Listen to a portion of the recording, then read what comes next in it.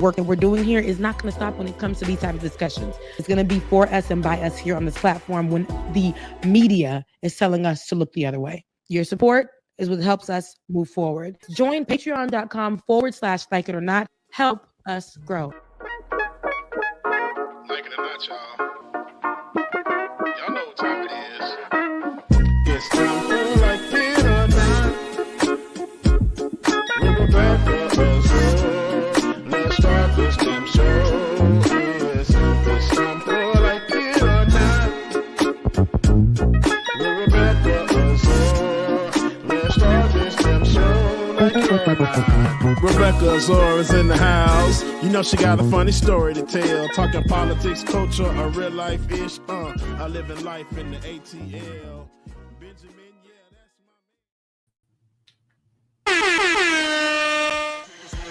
my. Like it or not starts now.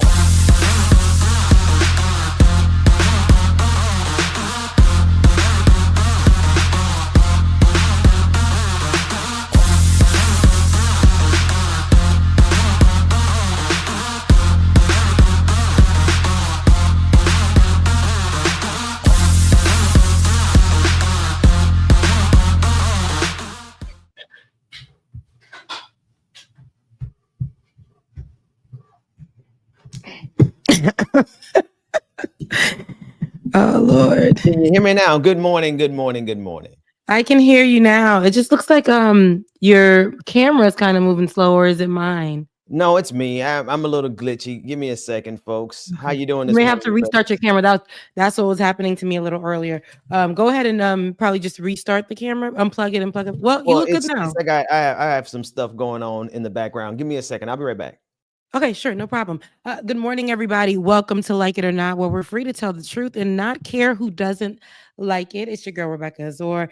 I was trying to give you a little look on the head right now. Well, I need to blend that in a little bit. I have my how you call it, mouchoir, my head scarf on. But we are here with you on this Saturday morning, the Saturday after Christmas. Okay, so Christmas trees are still lit. Christmas trees still in the back, but it's coming down soon because I can't keep it up another day. But I'm glad to be with you guys this morning. There's a lot of developments that's been going on, but I've been looking at so much nice positivity on the internet streets during the holiday season. People sharing their pajama pictures. I ain't take none because the man that was supposed to take pajama pictures with me, he ain't do right. So now I'm single, right? Single for the holidays. But God is still good. But I've been seeing a lot of pajama pictures, family together. I got the opportunity to be with my family, my brother and my sister who were here for the holidays or for Christmas.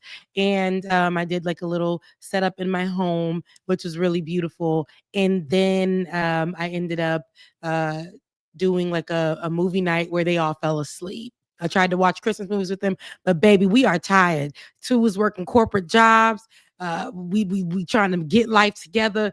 And after they had a good meal that I cooked, everybody went to sleep because the people were tired.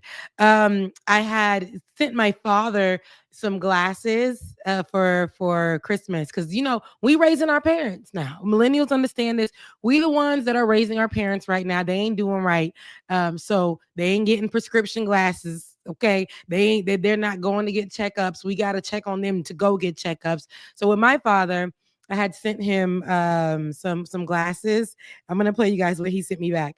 I had sent him some glasses because when I went down there in November, the man he taking pictures with me and my poor baby, his glasses was just sitting like this. Okay, sitting like this. And I'm like, sir. So my daddy, when I sent him the glasses, I was so nervous because I'm like, I usually get him like gifts that are, like Apple products or something because I was working, I had a little change, and now the Christmas ain't a struggle. Christmas is a blessed Christmas, but the coin ain't there. So I got him some seeing glasses, 7 pairs of them, and here's what he sent me. If you guys can hear this, and I can't play it too long because baby, here you go.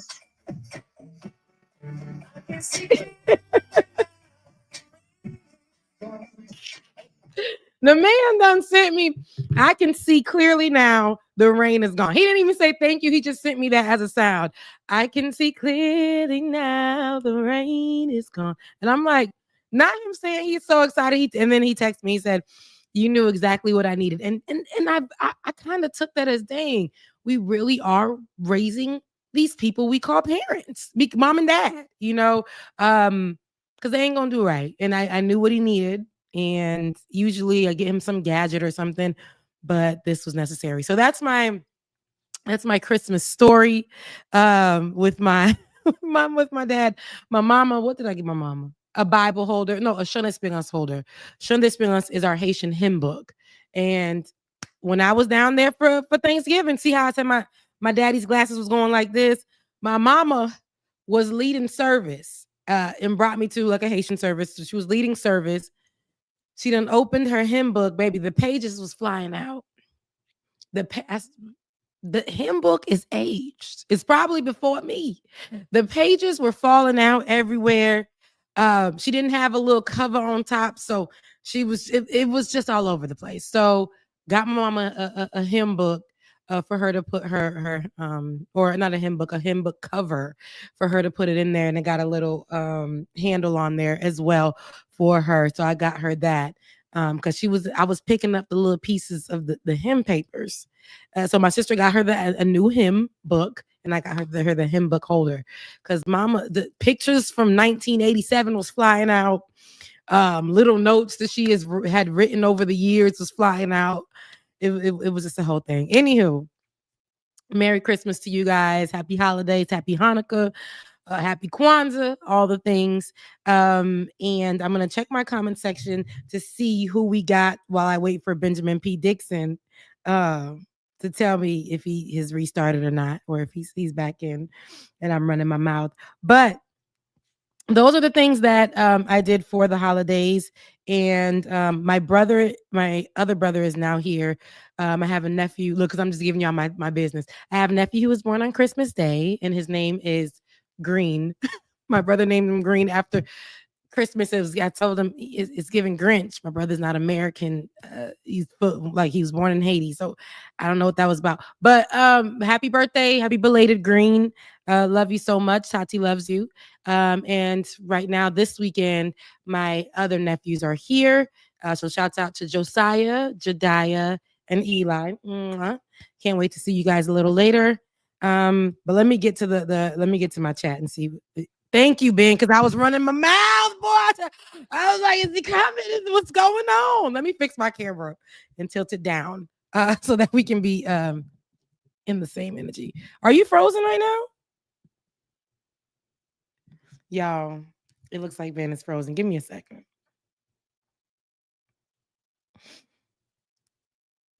I'm going to fix this camera.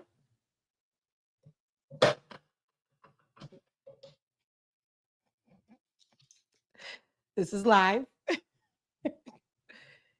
Let's fix this camera and let's see what goes on here. Here, make sure we are balanced. Okay. There we go. Look, no, we're going to get it right. Right. Oh, we'll be right back.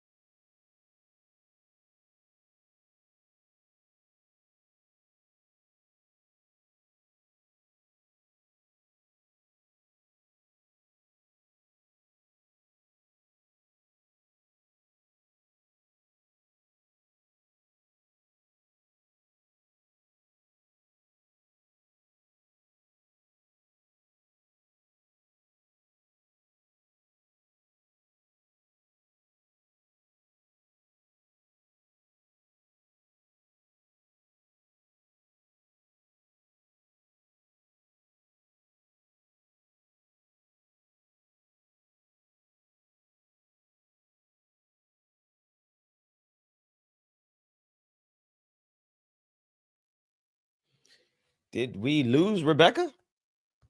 Good thing I'm back just in time. Good morning again, everybody. I think we lost Rebecca. Here she is. She's back too. Okay, we're all back. It was a mess. I was don't know trying what to just fix it happened, so I but- can look like more even to you. The camera done fell over. It got crazy in here. Hold on. Listen, Saturday mornings in my house is an internet pool. It's my kids are on every device. My wife has her devices on, so I had to just go out and say, "Hey, everybody, get off the devices or switch to Okay. your cellular data." Good morning, everybody. Good morning, everyone. I'm trying to get my focus correctly here. Camera done fell over, lost focus. All right, let's see if we get more. There we go. Let's Whew, try. that was a lot. Okay. I was rambling on and I apologize. Camera done fell over. I was trying to balance my head to yours. It just got crazy. It got crazy. But we're here. We are here. Y'all stick with us. I know that again, it's right after the holidays. Everything is crazy. But I was telling them about my holidays, man. I gave them the whole spiel. Mama and daddy, I have to raise my parents now. They don't do right. Yeah, so I I heard had to about get the them glasses, and I can see clearly now. It was so cute. And then my mama, I was telling them how I had her a hymn book holder because when I was there for Thanksgiving, while my daddy was walking around with his glasses like this, mama had the hymn book and the pieces flew out of the hymn book because it's real old and it flew all over the church. And I was picking it up while she was leading service piece by piece. And I said, Mama needs a hymn book holder because that would have never happened if it was in a contained situation. But yeah, that was my Christmas. And how was yours? How was your holiday? Oh, it was fine. I mean, we had a good time. We did Christmas stuff. We ate Christmas food, and we, did all of that. We did the musical thing that we did Tuesday night and Wednesday night. That was nice. Had a lot of folks turn out for that, so it was good. Good. The musical thing, the one where you were talking about the blackest wokest Christmas ever. Okay. Did you sing? Did y'all do caroling? No, not really. We had a lot of music, but I didn't do any singing that night. No, not for real.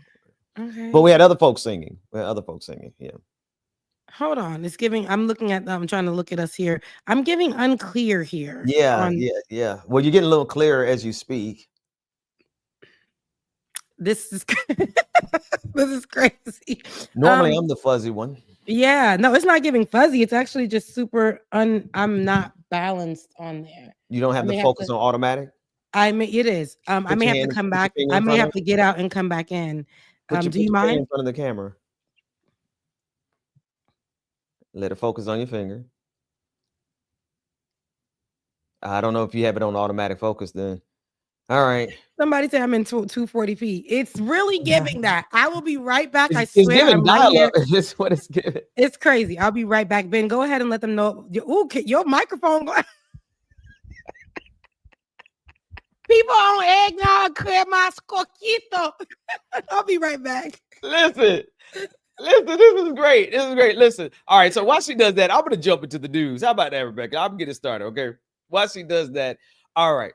So the MAGA Civil War has started. Let's just jump into it because if we wait for our equipment to be all right, then we're going to be here for a little while. The MAGA Civil War has started in earnest, and it started a little bit sooner than I think most of us thought it would. If you've been paying attention to Twitter or social media or the news over the last 24 hours, you know that MAGA is divided because Elon Musk, Vivek Ramaswamy, and particularly because of the pick that Donald Trump made for the AI czar, has sparked a conversation around H1B visas. Those are the visas that are used to expedite what's supposed to be elite talent from abroad and to give them access to be able to work here in the United States of America. Donald Trump's pick, as well as Elon Musk very directly, and Vivek Ramaswamy have come out in strong support for the H1B visa program, even to the extent, mind you, of insulting Americans. And that has caused, obviously, a backlash, a big uproar on social media from America First. It has gotten even so bad as to the point where Elon Musk has removed the blue check marks from individuals like Laura Loomer The entire Groyper movement has been nuked. They have been removed from Twitter. So Elon Musk is shutting down all of the opposition speech because, well, he thinks that they're racist now. I want to share an image on your screen so that you can get an idea of where we are and what we're doing, what we're dealing with. It's hilarious that Elon Musk is now considering MAGA to be racist over this H1B visa issue, which is hilarious to me because, let's be real, MAGA's been racist this entire time. Have they not? This is nothing. This is not a new thing. Here's Elon Musk's response to everyone who has opposed him in terms of the H1B visa. He says, the reason I'm in America, along with so many critical people who built SpaceX, Tesla, and hundreds of other companies that made America strong is because of the H1B. Take a big step back and F yourself in the face. I will go to war on this issue, the likes of which you cannot possibly comprehend. We have Rebecca Azor back in the mix. I feel like I look better, but Elon Musk, okay? No. Welcome back. So I will say with this, I haven't read this tweet. You can read it back over for me, but I will say I have not followed anything Elon Musk, anything Vivek Ramaswamy. I call him Ramaswamy because he's but yes, I haven't gotten him. I'm not getting his name incorrectly on purpose. I actually want to get his name correctly on purpose because he's a person of color. I try to respect him in that sense, but he acts like he's like the select brown person, that model minority. And it's how quickly it's showing that he's not Elon, but even Elon is getting some flack, but it ain't gonna be nothing the way that Vivek has gotten it. But can you go ahead and go over this tweet? I made it my mission to try to catch things, but I haven't been catching things about Elon or what's been happening. So let me know about this latest tweet here. So I mean, again, we're basically dealing with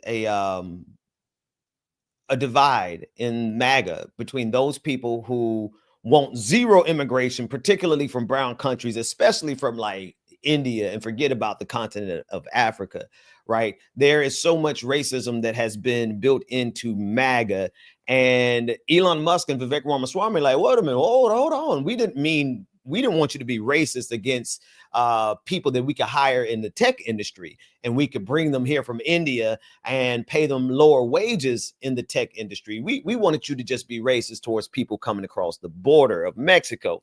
And so there's this entire war that's going on, and it's deep. It's involved every single major player in MAGA. The only person who hasn't sounded off at this point is Donald Trump himself. And we're going to wait and see, like, who does he fall? What side does he fall on? Does he fall on the American first Nazis and racists, or does he fall on the side of cheap labor through the H1B program via Elon Musk? So this is what he said, this Elon Musk.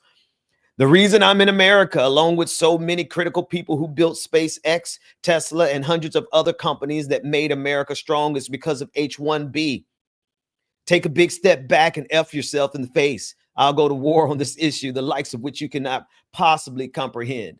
So this anyway. is who, but you know, when you look at this, not only is this, we know it's Elon Musk. That's already problematic. He's not even a real American, but he is, you know, South African. And when we say African, you know, the people, the colonizers, he's from them folks. And so here we're looking at this person. It's Elon Musk. This person got upset, bought Twitter, changed the whole dynamic of Twitter and the culture of Twitter. Racism wins every single day on Twitter. And here we are. This is the person that Donald Trump has picked to be a part of these United States leadership, to be attached to the presidency. These here United States.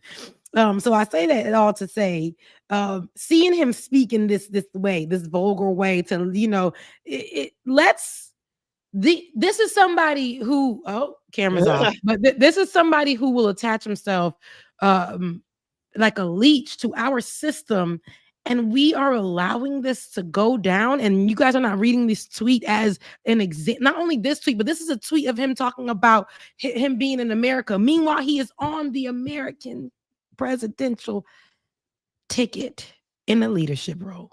Yeah. Well, so while you fix your camera, you know, this one is actually really fascinating. This entire exchange, right? What's going on with them? It's fascinating because it's really showing how there is it's exposing everybody. So you have Elon, you have the tech bros who didn't mind playing along with the racists, didn't mind playing along with the fascists so that they could get power. But now they're like, oh, wait a minute. We didn't expect that you're going to be racist against our preferred model minorities. And by preferred model minorities, I mean those people that they could import to the United States of America for cheap labor. Because let's be sure, the H1B visa program has been used for cheap labor over the years, no questions asked. And then you have the MAGA white nationalists who are like, no, every job in America has to go to a white man. And what's funny about that is that now they're in the position of crying about diversity, equity, and inclusion. Like, wait a minute, you're going to bring all these brown Indians over here and leave out the white folks? What about our position? What about our quota? And so now they're getting mocked for wanting diversity, equity, and inclusion, wanting affirmative action when they're not as qualified as many of the immigrants that are coming through the H1B visa program. So you got that. And then last but not least, you have the elitist Indians who are very vocal in this. And if I could find some of their tweets, I mean, they're super upset. They're like, oh my gosh, I can't believe you guys were so racist in the Republican Party. I regret voting for the Republican Party. See, they were okay with racism when it was pointed towards Black folks. But you got this whole subset of not all Indian Americans, obviously not all Indians, even whether they're American or not all of them, but this particular group that's speaking up now who voted for MAGA, who had no problem with the racism towards Mexicans, racism towards Black people, the racism towards Haitians, the racism towards other people. But now that the racism is very directly towards them, they're like, oh, hold on, we can't deal with this. You guys are too racist. And what I've been seeing right now, so I've been seeing a lot of that on my timeline. Your favorite leaders who have voted for racism every single day, who have sat there and supported and signed legislation and signed all these rulings and things that were super duper racist, as long as it was towards who? The Black person. Okay, as Donald Trump would say, the Black. Right? No. The Black American. Because for him, the Black American, because we're all a monolith, is everybody, even including the Black immigrants, the Black American. So the Black person. And now they're starting to see what, I said you could be racist, and I've always signed up for racism in this country, but you're going a bit too far. A little bit too far, my white brother. And Elon's like, baby, I'm going to take it as far as I can, because there's a few of you type of whites I don't like. And here he is causing division amongst their own. Somebody said they didn't think they were leopards. Here's the thing. I love the song that I believe Chelsea, I want to say her name is Chelsea, made, where the leopards, they didn't think the leopards going to eat their face, yes. Right? Here you are, everybody is, and when that sad day came, November 5th, 2024, and me and Ben sat here trying to stream for y'all. I had my sister as a guest person on that show. That was a tough day for us all.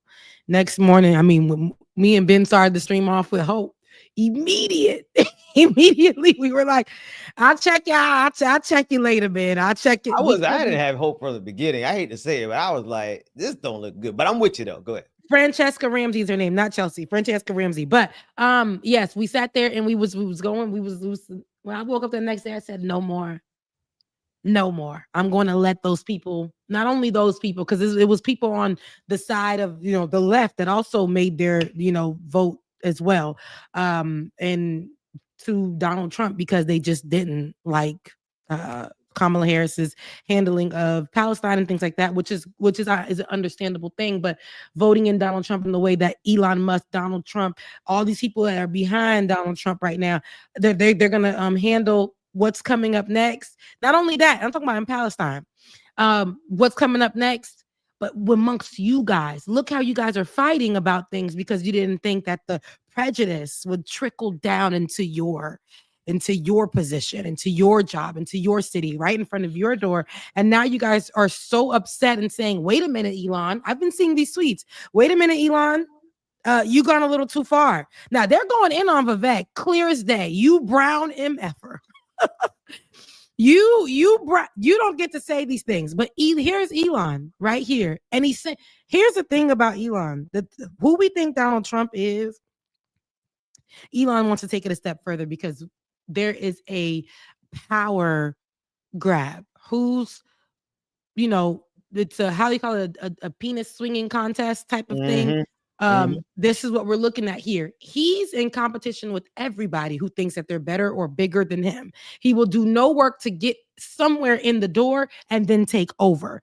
And this is what we're seeing now. People are even calling so much. They're saying that Elon Musk, they're calling him President Elon Musk. And here we are. I don't even think boycott him. You know why? Because we need to allow them to do what they're going to do. We need to allow them to break down their own party with this whole driving force of let's promote hate, let's promote division, let's continue to do that. That's how they have been surviving. They being the right, they being Republicans, they being conservatives. There is no actual agenda but to keep things white, right, and we know that the wealthy will always prevail. They'll get out of jail. We've seen this happen. They will do domestic terrorist attack right in front of our faces and say that it was for the betterment of this country. Okay? They will make it a holiday. As January 6th will become a holiday. We know this. And so here we are, and we're seeing them go crazy. I ain't even mad at it, Benjamin P. Dixon. Let me read this one. This is an engineer from Twitter.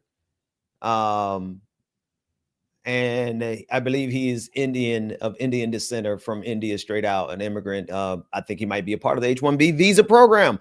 This is how he's talking to MAGA. He says, if your race is so great, why am I out competing you on every axis that actually matters? Seems like you are the one who is dysgenic. Thankfully, evolution will take care of you in due time.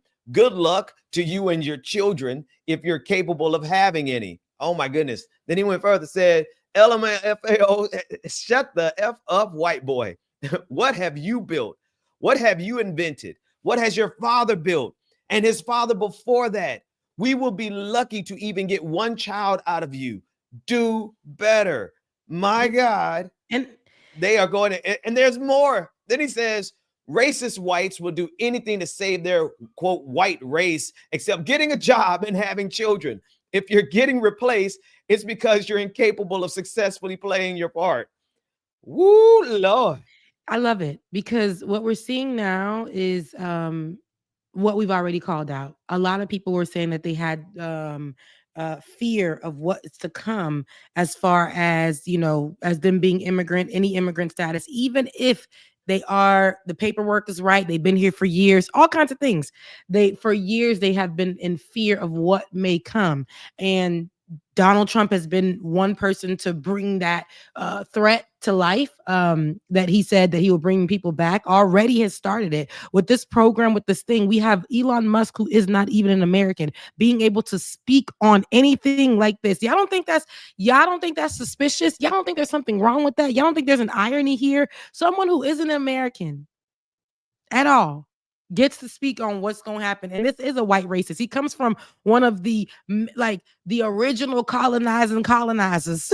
And here he gets to speak on what's going to happen with the immigrants here in America. And it sucks, because I was looking at people who are in positions like this. Somebody who I think they are a lawyer, and speaking of a lawyer, we know what happened with Olay, right? Who was a lawyer in the United States of America, and under Donald Trump had to go back to Bahamas to get her paperwork and stuff done, because of what. And even though she literally works as a lawyer, has been in school here, went to college here, high school here, those type of things. But here we are with Elon Musk, who wants to do some kind of cleansing where only a certain type of people of a certain kind of bracket, hierarchy, financially, physically, all these things, be the American, and he ain't even American. So racist whites will do anything to save the white race. Here's And what's that is funny 100%. about this debate, though. Elon Musk is landing sorta. Now, I don't think he truly is landing on the side of anti-racist, right? But he's opposing the Nick Fuentes styled racists in the Republican Party. He's opposing the really devout white nationalists, white supremacists / Nazis. The thing is he's not. I don't think he's opposing them because of racism. I think he's fine with the racism part. I agree with you there. I think he's opposing them because he needs cheap labor. He needs to be able to hire people at a cheaper rate than he can pay Americans. Like if he hires an American for these positions, then he's going to have to pay them more. They'll have rights. They'll have more liberties than somebody that who's an immigrant on an H1B visa. He could threaten their status. He could threaten. He had, yeah, and he has. Yeah, that's why I'm seeing more of those people who are on those visas speak out more. And I know people. This is the thing. I know people who are on those visas. This is why they attack the immigrants the most, because they can use and abuse and put fear into them. I told you guys I was working in a financial system, right? Financial place.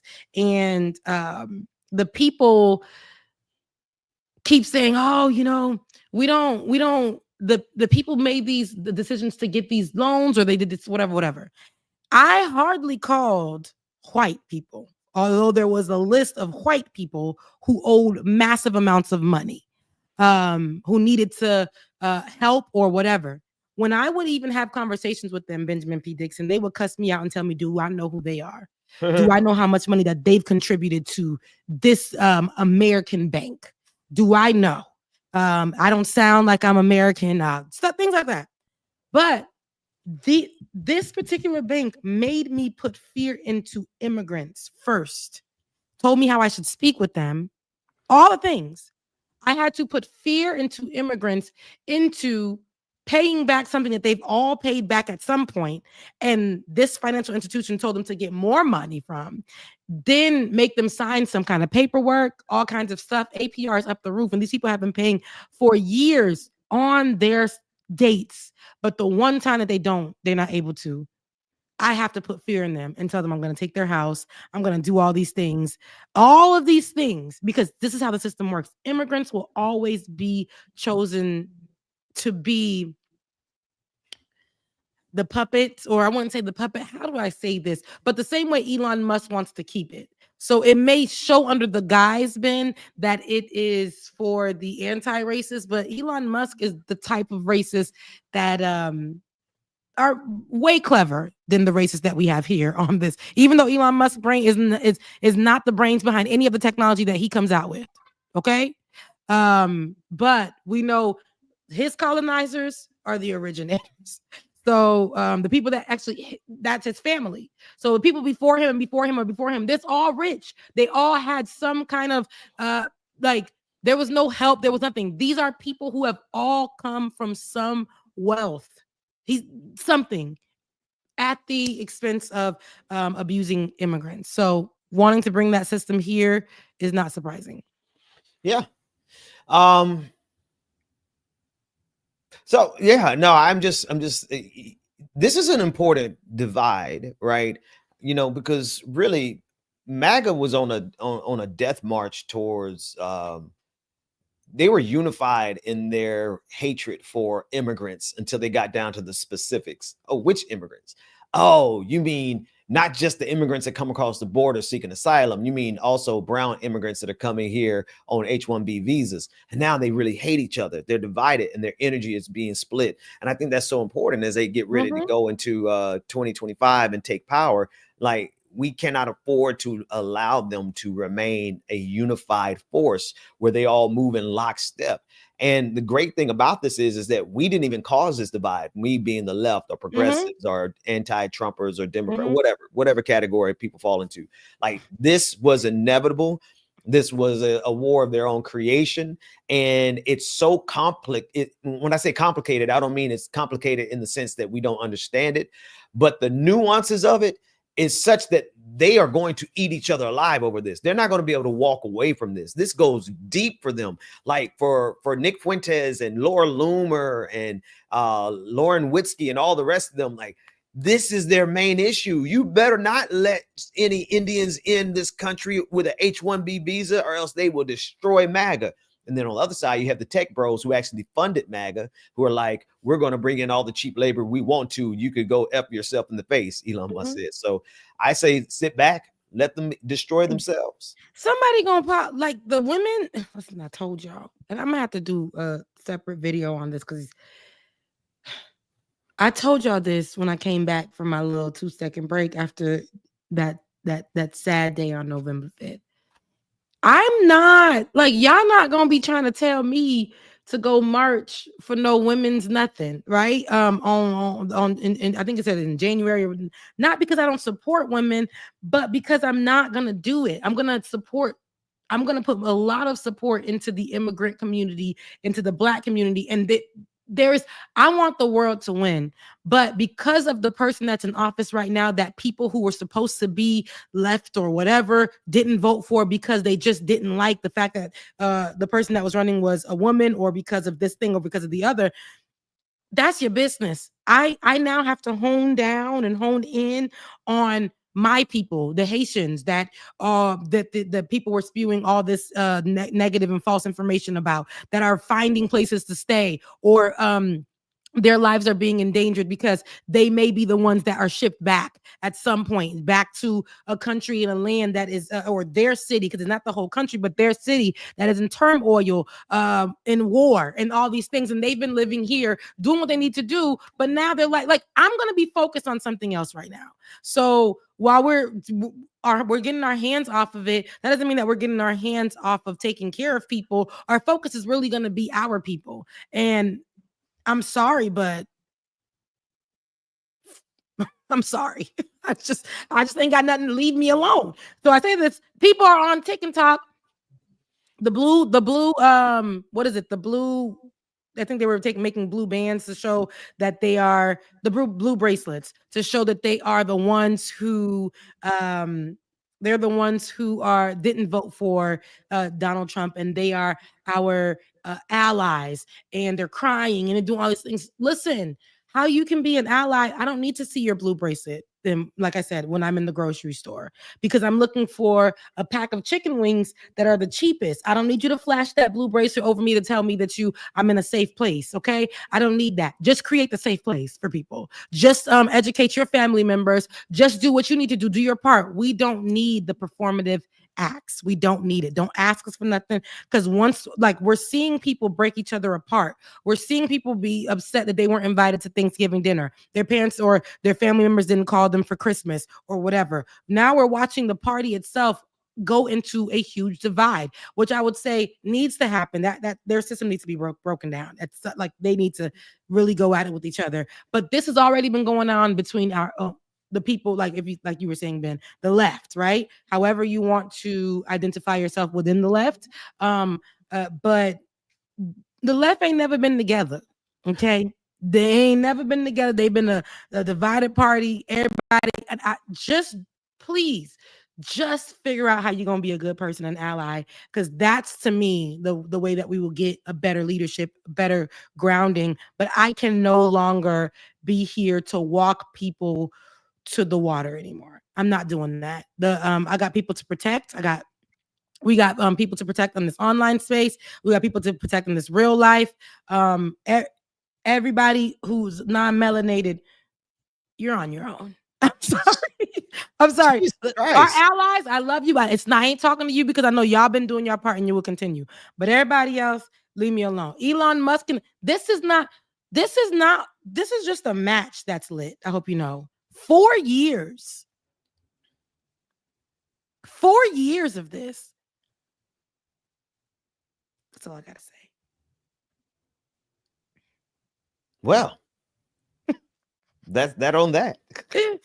That's it. Because I was looking at some video of people dying in these different Black countries. I'm looking at videos still of Haitians being attacked in Ohio, right? In Springfield, Ohio. They're still leaving in the masses. I'm looking at all of that. And y'all want me to focus on who y'all let come into office? I got things to focus on. I'm sorry. It's too much. It's too much, man. People is trying to have a good holiday. People we're kind of worried about what may even happen the inauguration day, right? What that's gonna look like. We got no. It's not, the laws that have passed. There's women's rights are still on the chopping block. Our bodies are still like we got things to focus on. We will not do a repeat. I'm talking about us on this channel. We're not going to do a repeat of 2016 to 2020. We're not doing that. Sorry, but we did call this. We did say that this would happen. Will we discuss it? 100%. But there are so many other things. Like I said, I was looking at different news stories that are going under the radar because Elon Musk tweets. We had Donald Trump tweeting at us for years. Elon Musk owns Twitter, now X, and he is controlling. Look at the way this man is speaking. I haven't been Benjamin P. Dixon. I haven't seen.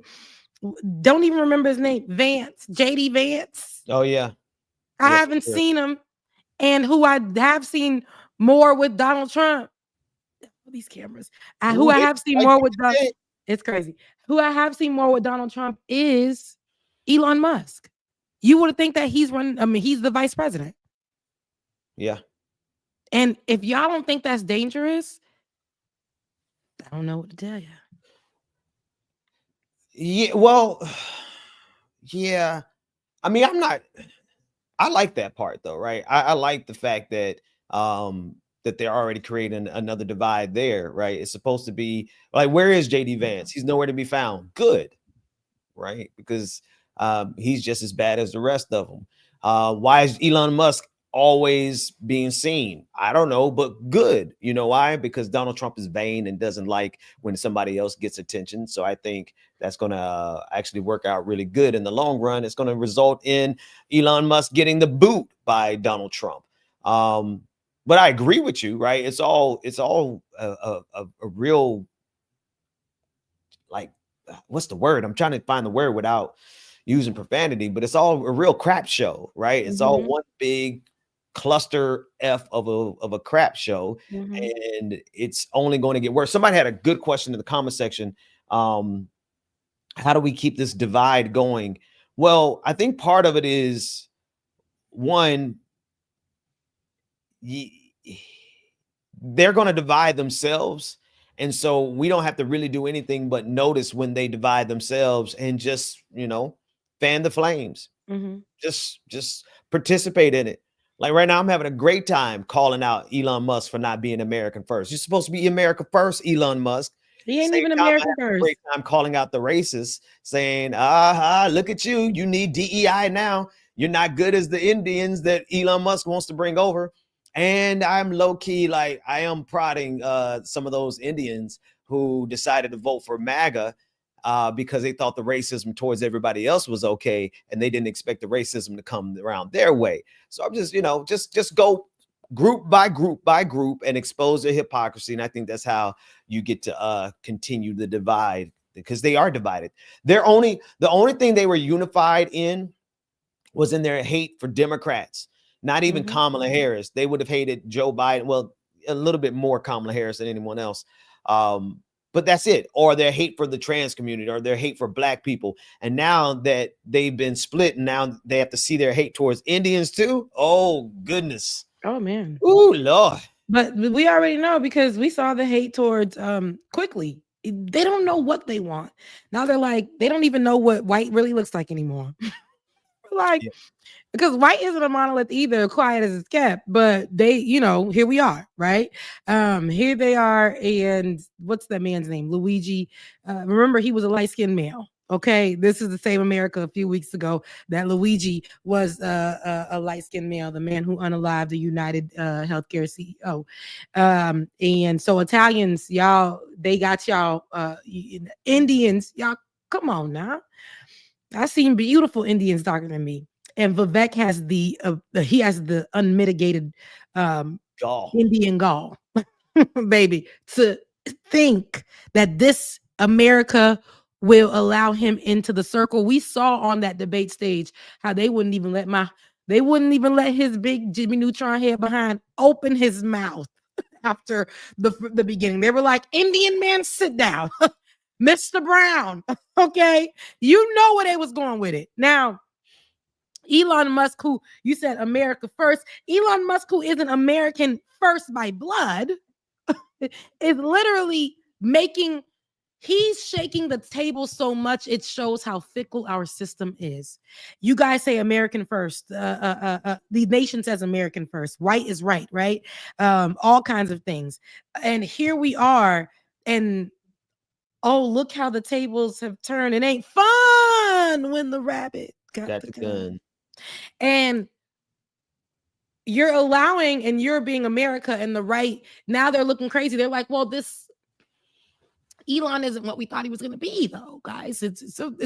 Are we supposed to rock with this or no? Like, I'm now feeling Tomi Lahren. You know her behind can't stand nothing, and she's going to take entertainment and twist it into some kind of anti-conservative, anti-right, anti-American thing. I ain't seen this lady in a long time myself. After she sicked her group of people on me on that cold day in 2017, during Like It or Not, on Twitter, I ain't seen it since. Now I'm looking at her on these here internets in 2020 on Beyonce's internet. Come against conservatives saying they are making these allegations of her being anti-American for performing at the not Super Bowl, the recent game that was I don't even know what the game is. They're calling it the Beyonce Bowl for the halftime show. Whoever played, they played. But if Tomi Lahren is coming out and calling out the right for them making up stories and rhetoric around being American, around the values of America, just because Beyonce performed at the Super Bowl, where are we with the system? The system that the right thought worked, that we kept saying it works. It looks like it's going down because your favorites, your favorite conservative that doesn't care and will get up on this thing and spew out lies for a coin is now telling the right to shut up. Come on. Your favorite leaders, Republican leaders, are now getting on their soapboxes on X, right? The platform that now belongs to Elon Musk, and questioning Donald Trump's trust in Elon and what's next and Elon's thought processes and how that's going to affect America and its people. Now there's actual concern. Yeah, here's Tomi's tweet. She said, can we stop with the faux outrage about Beyonce? I'm not her biggest fan either, but she put on a good performance and she is immensely talented. As conservatives, we don't have to be outraged by everything. It's a tired charade. That was the part that got me. It's a tired charade. I'm so tempted to like this, but just on GP, I can't bring myself to actually like something from. Like, I'm like, should I retweet? No, like, you shouldn't. It's already Little Miss Flint said, didn't have agreeing with Tomi on my 2024 bingo card, but here we are. Look, 2024 has been wild because this is a wild moment. But I love that she said it's a tired charade because Tomi knows that she's been a part of the charade. Yes. She understands it. She knows it.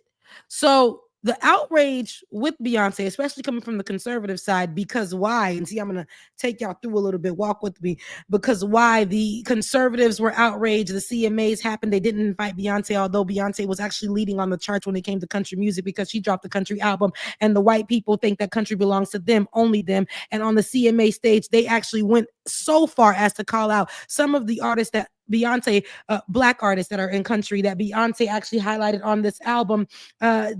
These white people at the CMA Awards didn't invite Beyonce or Shabuzi.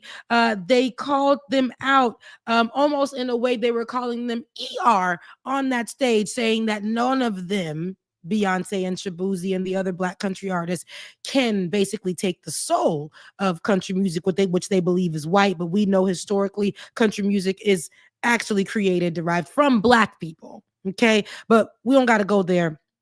And now we know the conservatives can't stand Beyonce, think that they locked her out of country music. But she actually, her performance alone, which was just a halftime show at a football game that Netflix decided to stream live for the first time. And they did all right, because I think my dad sent me that I Can See Clearly Now. And I seen so clear on Netflix for the first time, no skips, no, nothing was bad about how they was streaming that. I can't believe it. But anywho, the conservatives have always made everything about them, and they tried to make this about them. So Tomi coming in and telling them to shut up and be quiet because this is a charade.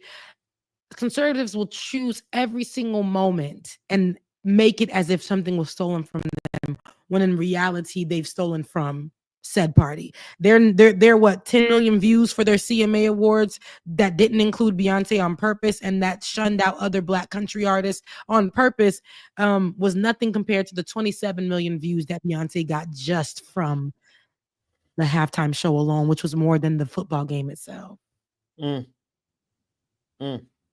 Let's be for real. So when Tomi speaks about the charade, she understands, because she's been a part of this tired sham. Reminds me of when Candace Owens tried to be black for like a hot second.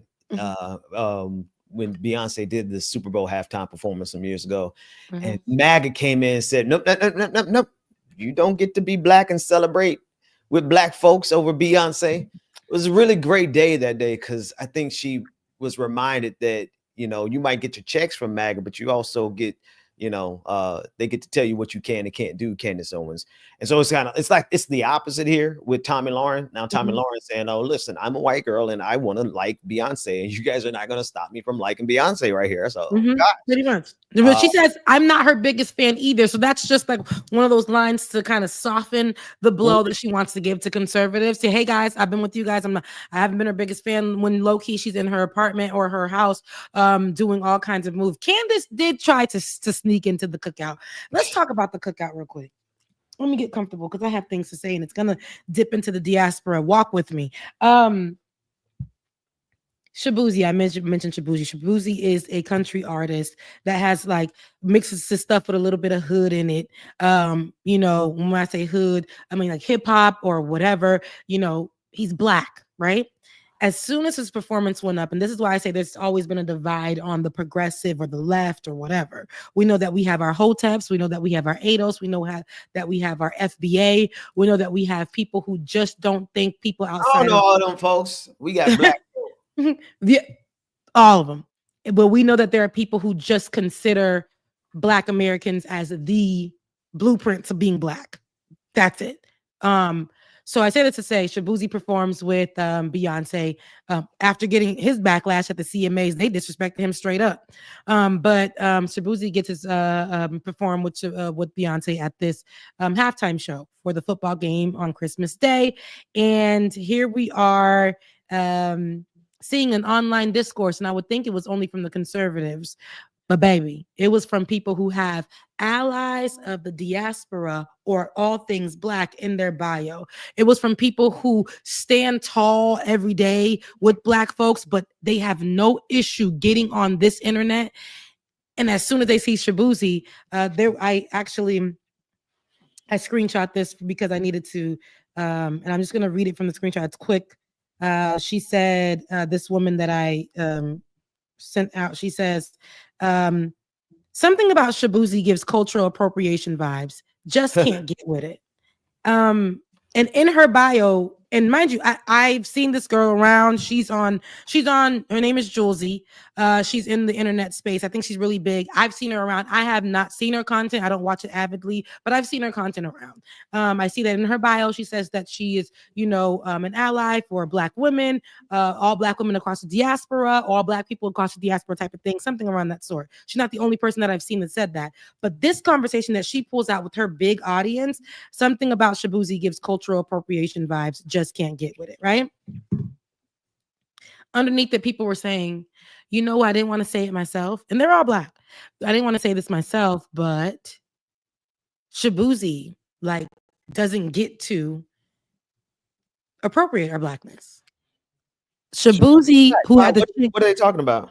Shaboozey's the artist. Shaboozey, I know. Shaboozey's a Black man. So what are they talking about? Who performed with Beyonce, and they were saying that he gives something about him gives a cultural appropriation. Mind you, in the same performance, you had the artist Post Malone, who's white, performing right next to her. He's right there. Right there. The material that you're talking about, a cultural appropriation, is right there. It's literally right there. A white man who came into the music business as a white man wearing plaits, gold teeth, tattoos all over, with a Southern Black accent. Has a song called White Iverson on one of his first projects. Now he rocks the little white man cut, country cut, slim down, wearing the country cut pants, and now he's revered in country music easily. Right there was given a cultural appropriation conversation, and y'all didn't give it to us. Y'all said Shaboozey.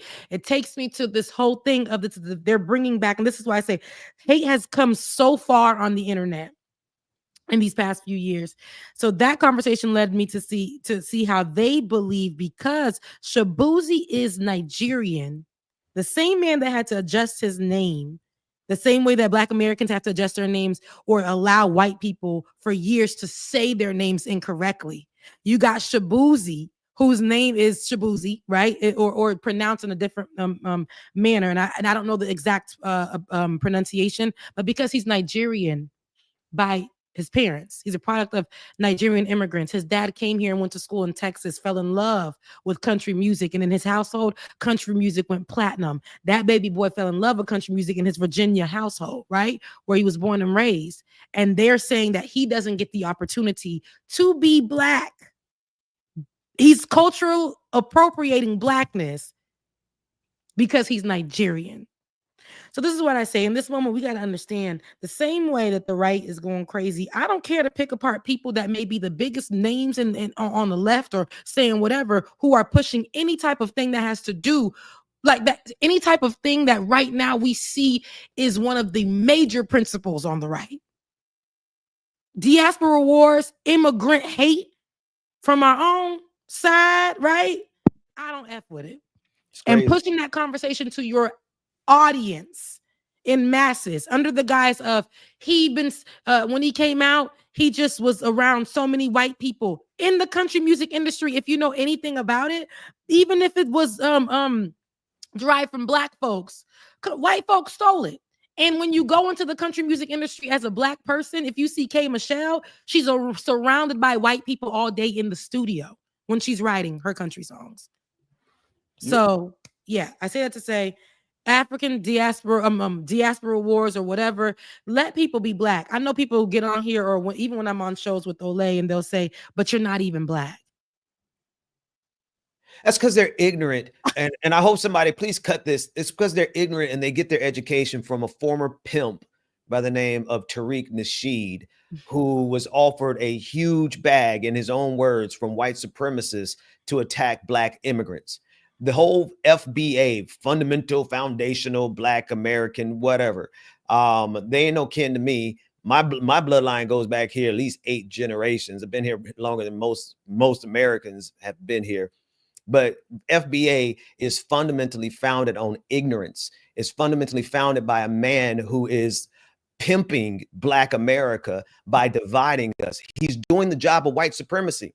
Tariq Nasheed is doing the job of white supremacy, and this is why we have such an ingrained hatred of the diaspora, of Black folks against Black folks, because he's getting paid to do it. At least that's what he said. At least he said that he was offered a huge bag by white supremacists to talk bad about Black immigrants. And then lo and behold, like a year later, here he is talking bad about Black immigrants. And anybody who follows that man, follows that ideology, is going to fall into the same stupidity, because if you're going to follow a former pimp who is now in the bottom hole for white supremacy, you're going to do some stupid stuff. Mm-hmm. And I get it.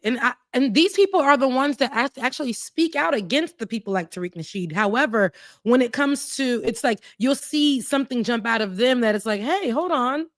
Because bigotry doesn't really know any particular race, right? Everybody, if you're not careful, you have somebody that you will pick on. Somebody that you would be hateful towards, somebody who you think is lesser than you. And every single one of us, we will do it to our own selves. It's true. This is why divide and conquer works so easily, because we're never, it takes a lot for us to be unified in the first place. Same thing that's going on with MAGA right now. It's so easy to divide and conquer that white supremacist devil because they really hate each other. Similarly, they've been dividing and conquering Black folks since, well, hell, since 1619. Right? Since the first African was sold. Who do you think sold us if not other Africans? So dividing and conquering, folks, has been a historical tool. And now you got people with huge platforms who, whether or not they follow Tariq Nasheed's ideology, they follow Tariq Nasheed's ideology when they fall into this foolishness over Shabuzi. He's a Black man, period, full stop. Yeah. And that's why I say, yeah, he's a Black man and he gets to do the music, because if Post Malone could be standing on the same stage that you were saying that Shabuzi was doing any type of cultural appropriation vibes, and you had Post Malone there as literally the material. Here's the problem. We will literally take away a Black card from somebody because there's some kind of, he's dating a white woman. He's attached himself to, we will take away the Black card. Okay. But we will give it to somebody. That's right. Who is white, who literally just sings a song. Probably they say, invite them to the cookout. I'm still in love. They don't even say love. They say love for cheer. Like we're inviting them to the cookout, but we're taking out people who are actually Black and might like a little rock, or might, who are Black and their parents might be from somewhere else outside of America, and we're taking away their Black card. They cannot come to the cookout anymore. Their Blackness is gone, but we're inviting whites just because of something they said. Candace Owens gave us minimal to nothing. She's a Black woman. Gave us minimal to nothing. Sat at the Breakfast Club and 10 toes down went into saying all kinds of negative things about Black people. But what y'all wanted to clip was what she said about Palestine. Okay. And that there shouldn't be, any war, basically. We shouldn't be killing folks. This is basically genocide. Y'all was upset. But y'all clipped that one to show that she's on the Black side of things. Like, y'all hate here's what they love to say. Y'all hate the messenger. You know what I'm saying? Y'all just hate the messenger. That's all. But she's saying the right thing. I hate people who are, I don't hate anybody, but I hate the stupidity of that exact thing that you're describing, Rebecca. Like, you're going to sit there and listen to Candace Owens say 30 minutes of evil stuff, Lord help me, about Black folks. And then you're going to clip the one thing she said, oh, I love this. Nah, you're just stupid is what, at the end of the day. And then with the people who say the great things all day and every day, the one moment they say something because they pissed off, y'all clip that and say, is this your king? Is this your queen? So I say all that to say, y'all, let's please don't get involved. Again, I don't know some of these people. I don't watch some of their content, but I think that if they do have these big people who follow them, they must be somewhere good. They must be given some kind of good content. But my thing is, we got to be careful with these people. You got to check your favorite people, on some of the things they say to clarify. What are you saying? Is it because this person is Nigerian? This is cultural appropriation because they weren't born in Texas, and people only born in the South can have a love or an affinity for country music. Like, we got to be careful on how we're doing this, because you can't say that a Black person who was born in America who loves country music is culturally appropriating it, again, when the material was standing right next to Beyonce as well. Yeah, it was Post Malone. I like Shabuzi is the I love his music. I love that. Yeah. I love it. Yeah. Listen. And If Yeah. you black, you black. If your skin tone has melanin in it sufficient that you will get pulled over and nobody's going to ask you what nationality you are, you black. Full stop. Right? We didn't make the rules, right? We're simply playing by the rules. They said if you got one drop of blackness in your blood, you're black. Mhm. Right? And more importantly than the rules they set is the rules that they're trying to maintain on the geopolitical stage. What are they trying to do? They're trying to maintain a white supremacist global order. And that means that if it's a white supremacist global order, that means we absolutely need solidarity amongst all black people, not just black people. We do need allies. But if we can't get solidarity amongst black people first, then white supremacy will continue to win. And that's what I'm saying. Look, I don't deny that Candace Owens is black. She's a black that's just Carl Mack, Dr. Carl Mack would say, you know, that she lives at the Kunta Hotel. The Kunta. The Kunta Hotel. And you know, She's so getting paid good money for it. There's some folks who are out here in the Kunta Hotel ain't even get paid for it. Like at least smart enough to go out there and get a huge check for it. Yeah. You got some folks who really believe this stuff and they are destroying and dividing the black community for free, and they're just doing it because they really dislike black immigrants. Like how basic and how backwards can you be to be that type of black person who would hate a black immigrant and unify with a white supremacist? That's who Candace Owens is also, though. Candace Owens, and we got people even on the left who are doing the same thing. So it's creating division and getting a good buck for it because they're the good black on that side too, on the left. This is the black that can shift at any moment, you know. Excuse me. I said I wouldn't mention them again, but again, an example, just like the people at TYT, right? The good brown folks, because one brown person, few black folks that they hired later on, but those people, Ben couldn't wait to have that up. The people, see, I said we weren't talking about it no more, but Ben had that ready to go. What are you talking about? Ready to go. Ben said, I'm producing. I'm supposed to be ready when you say but stuff. It was so ready. That means that it was in the queue. I said I wasn't going there, but Ben said, oh, it's in the queue, baby. It's in the queue. Listen. So like these people at TIT, who considered to be, products of immigrants or speaking for people, As soon as they get the chance, they're out. Candace Owens out. Who else have we seen shift and kind of go places and grift to where the money's at? So many people who were supposed to be allies. So it's hard for us to trust. And I get it. It's hard for a lot of people to trust who to watch, but because you have loyalty to these people, you don't want to leave. You don't want to leave. You want to see if they're going to make it right or get it right. And I'm somebody who is in the business of forgiving, the business of pivot, the business of getting it right, the business of a second chance. However, can't trust the people who show you who they are multiple times, even when you've given them opportunity to say, hey, you guys got to get it right. This is not what we signed up for. If they tell you and look you in your face and continue to do the opposite of it, it's time to pack your bags up and come support, like it or not. We've been here. We always going to be here. It's a for us and it's a by us. Stop supporting people that's out here telling y'all that they're for you, that they're going to do everything for you. And as soon as they get a check, I'm okay with people getting a check and looking better and upgrading their lives. I'm all for it, because who are we to say you can't upgrade your life, right? Because of the work that you've done. However, that foundation that you said, we're going to be the voice for the people who can't speak. We're going to actually have the conversation that is supportive of our people. We are going to be that person who is going to fight for rights of the marginalized communities. We're going to be when you start to shift and start to say, you know what, cops need protection. Did that guy really, did he really get killed by the cops because he was black? Does everything have to be about race? Women's bodies and uteruses, when you start hearing the person that was giving a total opposite, a 180 of what they're talking about now, it is time to pack. When they are now pushing hate and giving excuses for it, when they are now starting their channel every single day, doing the same thing Elon Musk does, starting their day before brushing their teeth to attack somebody that mentioned their name. It's time to pack your bags, beloved. It's time to pack your bags. Yeah. And it's pretty sad.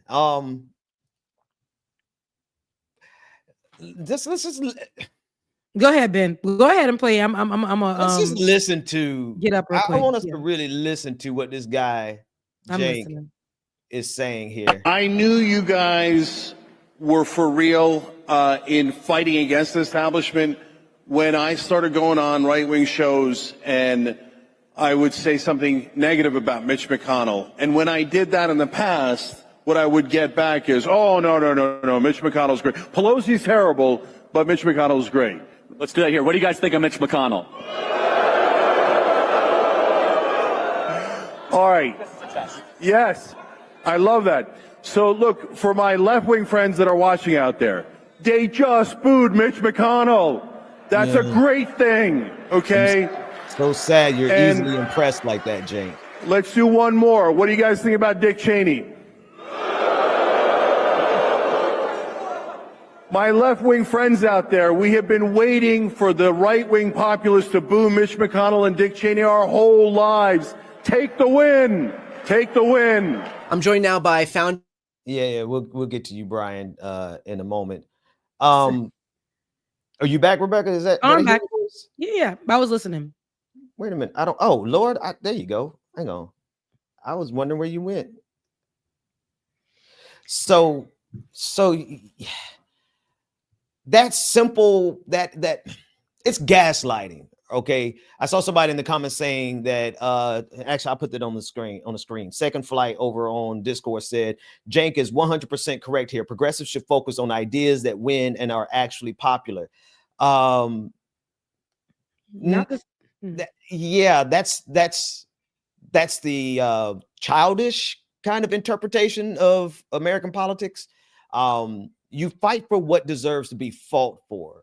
You don't fight for just what's popular, because what happens when fascism becomes popular again, like it is now? Do you just join with them underneath the guise of populism? Now, I'm going to do my own whole video on this later on today and probably tomorrow, Rebecca. But Cenk he always represented himself, and it was funny listening to him say it. Like, he always talked about himself as the tough guy who actually liked to fight. Like, that's his thing. He said he loves to get in physical fights. That's his big thing. To see him groveling before MAGA like this, and then to try to sell it to us as if, hey, here, take this. This is a good thing. We've been waiting for people to boo Mitch McConnell and Dick Cheney. Dick Cheney has been out of office for at least 20 years. Mitch McConnell, I heard somebody say, Mitch McConnell is just 1 foot in the grave, right? The measurement of what being a progressive was not based on us waiting for MAGA to boo those two characters, right? There's so much more. And for Cenk to reduce it like this, it really just shows, I mean, folks, he's gone. He's gone. He's done. He's going to gaslight us the rest of the way through. And the only real question is are you going to still send your money to the Young Turks while he is out here representing himself to be he's lifting himself up to be the representative of the left, and he's going to sell himself off to MAGA saying, hey, I'm bringing the left with me. I speak for the left, so bring me in your good graces and you'll get the left as well. The real question is, are you going to continue to put money behind a man who's taking your money over to MAGA? And let me put my little wide up mic to the side because it was getting crazy. The comment said what he's 100% right here. They have to put more popular talking points out, for the left. And I say, but is he though? Because remember, he was trying to run for president at one point. And if it was just the popular talking points, that's the only reason why TYT got where they got. So we can't focus on things just being the popular. What's true, right? What is true?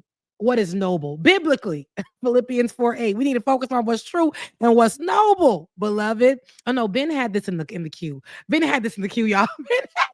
No, I just so happened to be working on a video about it, so it all happened to be already on my desktop. Absolutely. So, I think we can talk about it this morning a little bit since I'm doing it. So the Bible says, focus on what is true and what is noble, baby, what is right. And what they're doing is not that. So that just because something is popular does not give it it shouldn't give it legs to be the talking point that they use. Because TYT was using that as their formula, taking talking points that were popular and pushing it, look what we've gotten from them now. Y'all created a monster over there. Nothing they said was actually something they felt. It was popular. Donald Trump talked about eggs in his campaign because it was popular. Now he said he can't make the price of eggs go down for you. He won because he talked about what was popular. But what is right, what is true, what is noble, what is going to work? How are we going to do it? How are we going to do it? Oh, yeah. Who's it going to help? Oh, okay. Sorry, Ben. That was a what they that was call a pregnant it. pause. They said it's a millennial pause, child. I don't know. But yes, go ahead, because I can't understand. No, go ahead. You got it. No, I'm finished with it. Now, I do know that Cenk was on with my good brother Mark Lamont Hill. Shouts out to Mark Lamont. I didn't get to see it. Don't know what it was about. Again, I was trying to do some holiday things, and one of those holiday things included getting rest. So what happened here, Ben? I don't know what made Cenk think that he could go on Mark Lamont Hill and do anything but get destroyed. But I got the whole Mark got the tattoos and the t-shirt, and I see him going like this. So you making sure you see the arm tattoo. When you know what's something going, the hands are flying, and he's on the webcam. His hands is flying.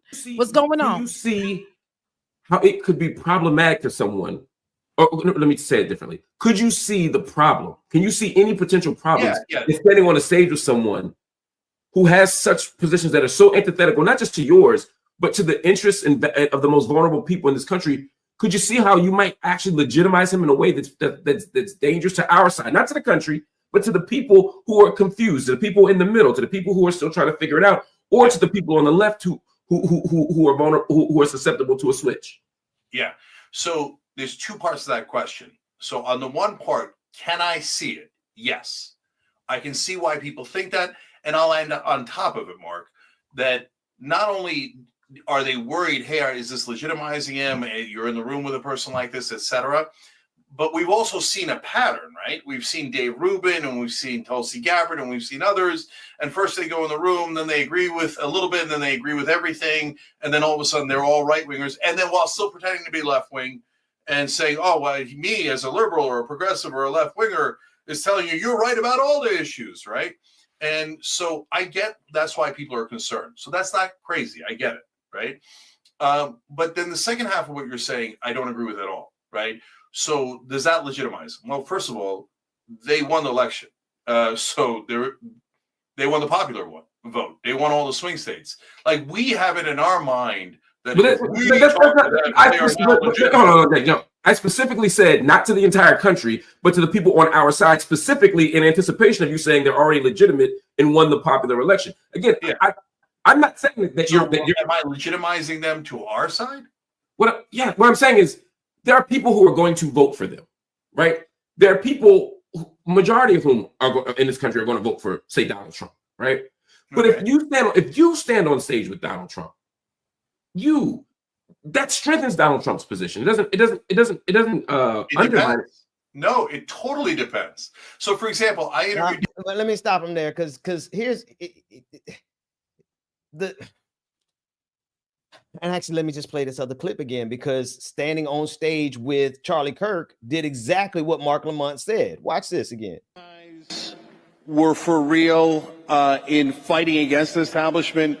When I started going on right-wing shows and I would say something negative about Mitch McConnell, and when I did that in the past, what I would get back is, oh, no, Mitch McConnell's great. Pelosi's terrible, but Mitch McConnell's great. Let's do that here. What do you guys think of Mitch McConnell? The reason I'm playing this again, and I don't have the whole clip here as handy as you think I do, it's somewhere else on my desktop. I have like 30 of them. It's going to be a great video. You guys stay tuned for that one. But Rebecca, look at that. Look at the power dynamic on that stage. Tell me who's in charge there. Cenk Uygur or Charlie Kirk? Who's got the power in that? Absolutely is going to give Charlie Kirk. And Charlie Kirk. Yeah, Charlie Kirk has the power. Charlie Kirk, has this man, Cenk Uygur, so wrapped around his finger that he couldn't even call Charlie Kirk a racist anymore, even though he's got a whole bunch of videos saying Charlie Kirk's a racist, Charlie Kirk's a white supremacist. He couldn't even call him that. When Mark Lamont Hill asked him, do you think Charlie Kirk is a white supremacist? Cenk Uygur basically melted and said, well, I don't think that's helpful terminology. I don't think that if we call him a white supremacist, that's helpful. So who won? Who surrendered? Who bent the knee? Cenk Uygur bent the knee. To who? MAGA. Bending. There's a lot of bending going on. Now, what was this? You said, I think the guy's name is Billy. But you were saying you'll get back to Billy. Is it Billy or is it Bob? Which Bob? Billy. The Bob. white man that was talking to Cenk in the beginning. And Brian. Okay, sorry, guys. I don't think all white people are named Billy or Bob. Oh, Brian. No, I got his interview too. But basically, I mean, I think the worst interview that Cenk has done really was with Francesca over at the Bituation Room. Do you have that clip? Because I saw somebody talk about that. Because give me a second. Go ahead and give me a second. The reason why that is important, I believe that she's worked with TYT as well. She's with them right now. Okay, so with her being with them right now, and I know how she stands on business with a lot of people and a lot of things. I wonder what that's what that conversation did look like. A lot of people have been speaking up there. Either they left or they've been speaking up to Cenk, but it reminds me of somebody who wants to dictate and is probably putting over each person's head. Like, if you speak up against me, it may not go good for you, or we can flip this and let's talk on your show. But every time he gets to the point, and I've seen him do this tactic, hey, like, you know, I'm always going to talk about Olay because I don't like the way they try to do my friend, but my friend could say it's 10 toes down. Olay, come on our show so we can actually have a conversation and clear things up. Get on the show and it's like attack, or change the whole dynamic of what the conversation was supposed to be about. Cenk is he's a pro at doing that. And I've never seen Anna. Anna went from somebody who you would think stood on business, right? She went to somebody every day. It's giving Karen, like, but they're talking about me. Why are you saying that about me? How could you? It's me, Anna Kasparian. He said my last name wrong. And I'm, what did she say? She's Iranian or she's Armenian. And she's like, you're being racist by trying to say my last name wrong. Ma'am, ain't you the one that said black folks put fear in you? Ain't you that same one? Ain't you the one that started giving excuses as well as Cenk for how cops are treating black people? Ain't you the one that was talking about LGBTQIA plus community in as if they're the problem with today's world? You're that person. You are that person. So let's not. Anywho, let's see what our girlfriend said to Cenk. All right, it's going to start off with him speaking. This is Cenk speaking to Charlie Kirk. The same constitutional rights. I want to ask you guys something. Do you believe that trans Americans should have the same constitutional rights as all Americans to employment, healthcare, and housing? Constitutional rights. Do you want me to translate? Maybe like a sixth of the audience. There's a couple people clapping very, very no. Okay. So, and then Randy, let's break it down. This is the best. Wait, this is the best part. You gotta keep watching because it's the best that, like, not only you get hung out to dry on this, like, and we all agree, you know, shtick that you're on, and they don't meet you, and then Charlie meets you with this constitutional right to housing. Well, there is constitutional right to housing. Is it up? So then he goes like, yeah, apparently this sped us up. I agree with you, the trans people, because he never answered it. He's like, actually, fuck your right to housing anyway. And I know that's not even what the Constitution says. It's just equal protection around housing, right? It doesn't say you have a right to housing. I wish it did. But like, it's just amazing to me. Like, do you see? And you look at him and there's a moment, you're just kind of like, there's just this moment. And it's just like, what are we doing, Cenk? Like, what's going on here? See, this is a big example. You're being so unbelievably unfair about that interaction. The reason I did that, Franny, and I knew I was taking a big risk. You were. Is because I wanted to try to get some of them to, because I've done it on other right-wing shows and it worked really well. It didn't work really well this time. That's why it was a risk. But I challenged them on how trans people are like every American and they should have constitutional rights. Well, let's watch a little bit. Let's watch whether you did it. Let's watch whether you did it. Did you do it or not? Did you do it or not? Important, and you're totally smearing me on a thing that is crazy. I'm playing you the clip. I'm not smearing you. I'm literally playing the clip. Cenk, I'm playing the clip. Will you let me talk? I said I had the courage to challenge them on constitutional rights for trans people. You asked me to have the courage to challenge them. I did, and now you're attacking me for it. No, I'm not attacking you for it. I'm saying you have characterized this. Look at this. They didn't agree with me. No. I'm saying I tried to get them to agree to constitutional rights. That's exactly what we should do. We should say trans people are just like every American citizens, and they should have constitutional rights. I go and have the courage to challenge that audience to that, and then you want to make fun of it? Like, I'm saying, agree with you. What do you want? Do you want me to challenge them, or do you not want me to challenge them? Make up your mind. Now, he didn't talk like this to Mark Lamont Hill, now mind you. And I think, by the way, you're not exactly right about that either. So I was in the room. He started off real like, but did you see what I did, friend? And friend's like, no, let's play the video and let's really see how you really. And then he called her Franny, which lets us know he's trying to, let them know where the relationship is. And then he says, no, you let me talk. So that lets the power dynamic there. Girl, I gave you this job. And I'm open in this position to have this conversation with you exclusively on your channel. Don't play with me. We know what this dynamic is, right? Now, I don't know what this is going to be for people like Fran who are attached to him, because this may be her bread and butter. This may be her coin. You know what I'm saying? And here he is, as they were saying, crashing out because he's okay with going on a show. What did he think, that she was going to speak to him? Hey, Cenk, maybe you can speak to that. She did give him an opportunity, and the man's head turned as if he was an owl and said, now, why would you ever question my motives? And don't you play that video any further to prove your point. That part. That part. And what's sad about it is that again, I think he was under the because he was bragged about, oh, I'm going to talk to Mark Lamont Hill and Francesca. And so that'll show you guys that I'm not afraid to talk.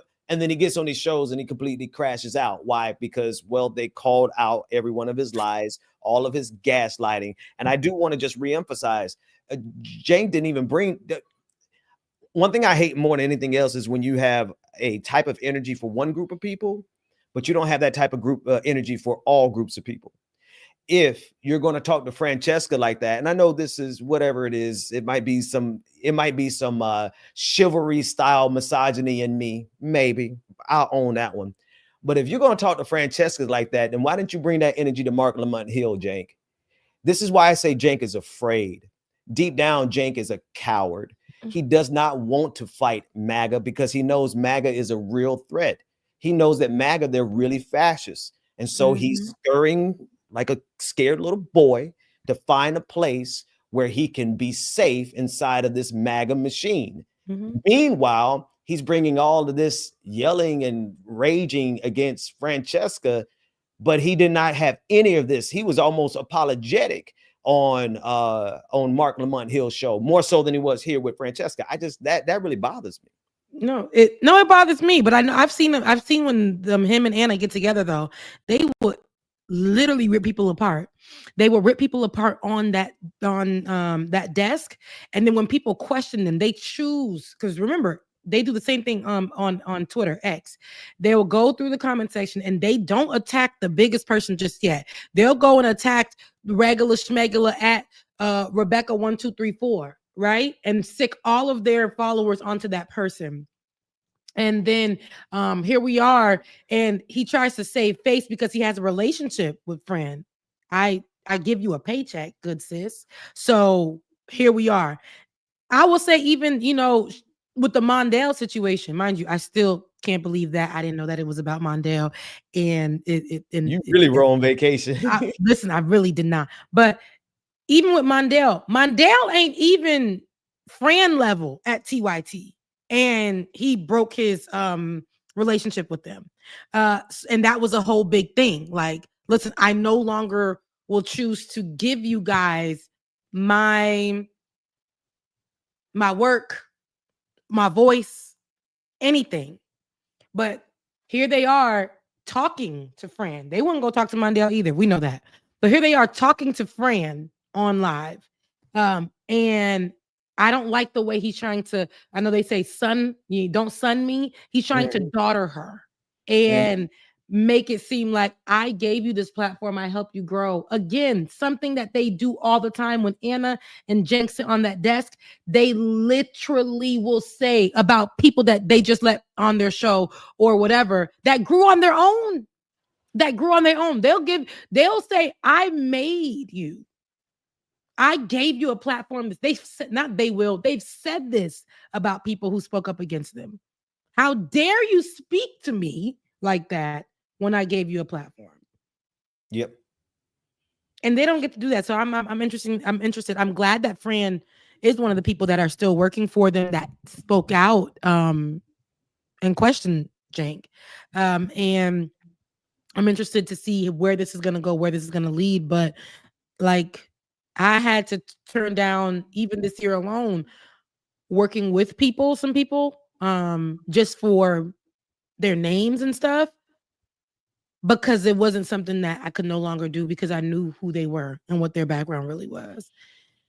So Fran is great enough on her own. The girl's amazing. And so if, working with them I would love to see her she got her own thing going. I hated her having to show the patience of a mother. She usually gets into, so she respects them, which I know that there's a relationship that's personal.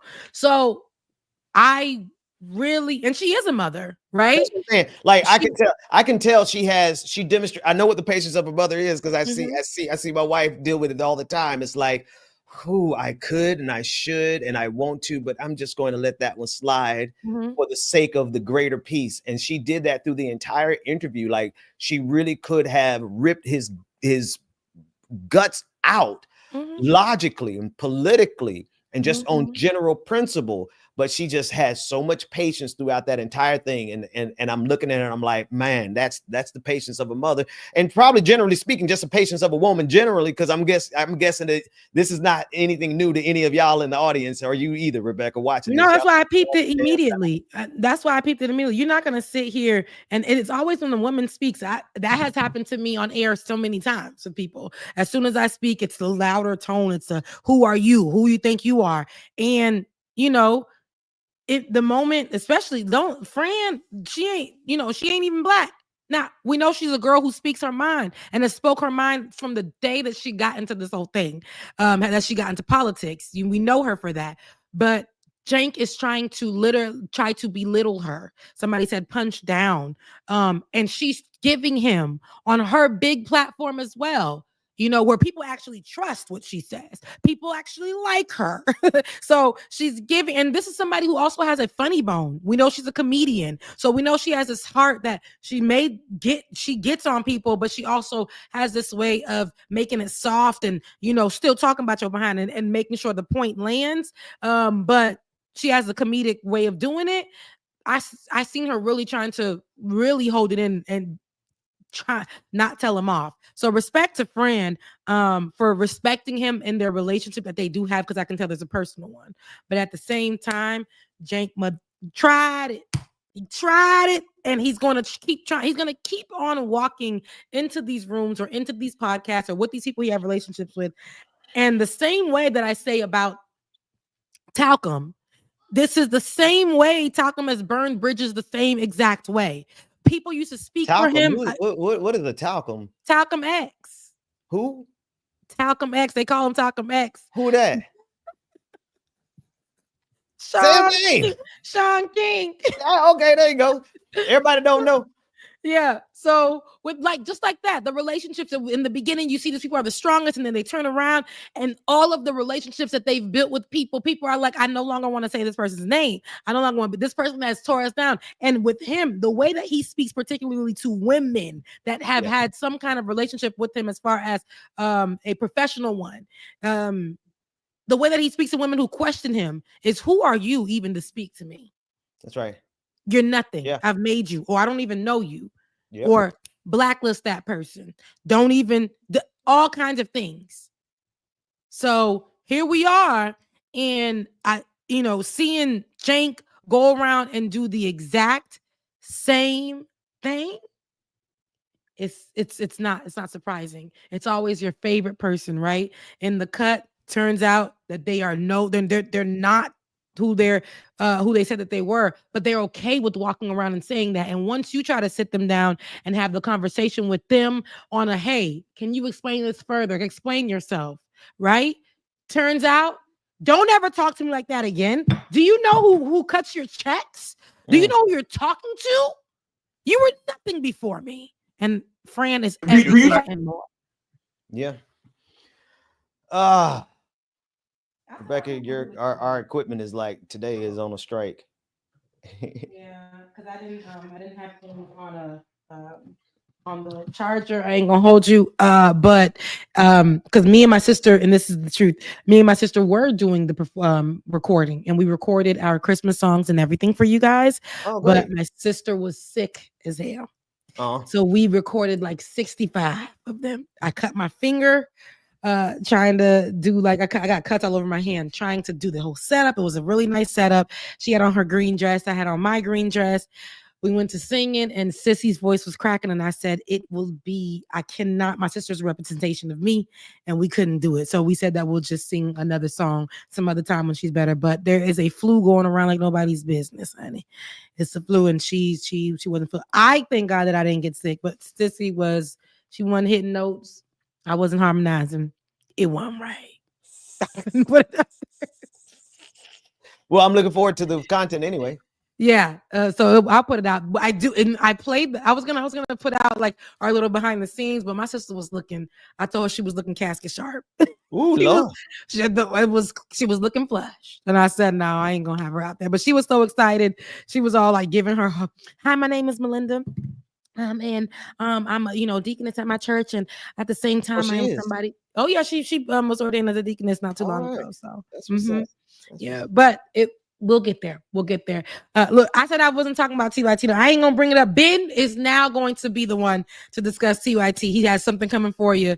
Cenk wanted to smoke, and Ben said he's gonna bring it, but not. Well, Cenk lied on me, so that he said that the reason I left TYT was because of Dr. Rashad Ritchie, and you cleared that up on the Vanguard. Yeah. Well, no. I haven't thoroughly cleaned it up. I've just mentioned it once or twice, but just the nerve of that Turkish man to try to come between two black men. And that's some white supremacist stuff, just the unmitigated caucasity of him.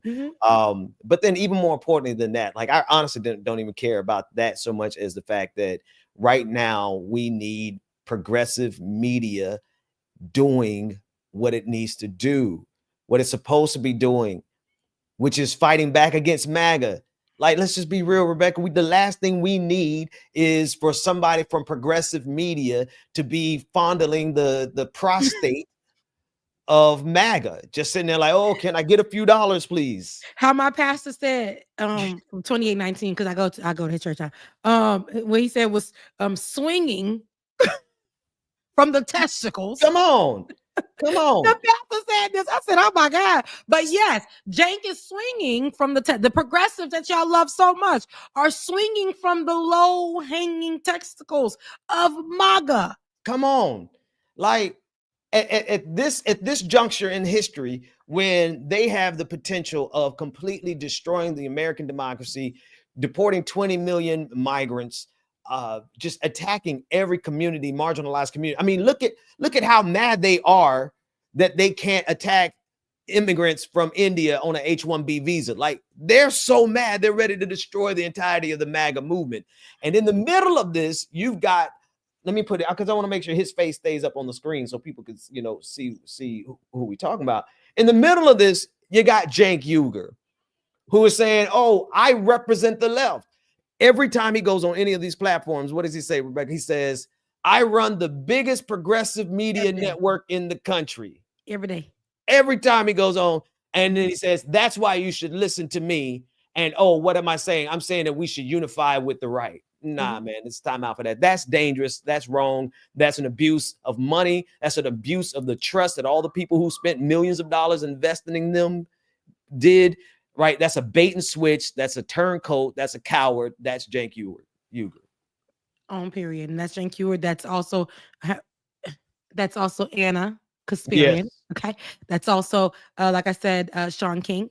That's also a lot of other people that we put in position for any marginalized or whatever, or to be our leadership or to be our voices, or who were, when they start off anything that they're saying with their resume, you're already big. You're already there. I don't need you to keep coming on because these people are calling out the truth. And it's making you so upset that you're trying to do a digital world tour to state your case, but you're actually proving exactly people's points and exactly who you are. And that's why I say to people, hey, please, sometimes you may not, it's one thing not to agree with probably a talking point of your favorite journalist, personality analyst, commentator, whatever. But when the person is standing in the dog crap and covering themselves in it, rolling around in it, now they're inviting flies over to have a party. Please look at them for what they are. This is not just an opinion. They believe this about you. The same person that said that they were there to support you and to help you and be an ally to you and bring voices into that space and to protect them, they're now doing the exact opposite. And they've been doing it. We've been calling it out for over a year now. And if you choose to continue to follow that, that's your business. But please, just like MAGA, just like we told MAGA, and just like we told the people that voted for Donald Trump, don't come over here crying about it. Don't come over here crying about it. We've been telling you for a while. We said it. Find another space to get your content that feels protected, that feels safe. Yeah. TYT does not feel safe. Every time they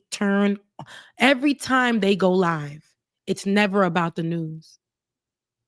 It's never, they selfish behind us on there. And now it's become some kind of entertainment show that they're fighting everybody, even the people in their own camp. That's very telling. So. Well, I mean, that's where I was at with it. I didn't know what we were going today because I literally was like, I just want to get on here to make sure that people know we're still here. We're still here. I know you said you're coming out with some. Of course we're here. Yeah, I know you said you're coming out with some more videos and things of that sort this week.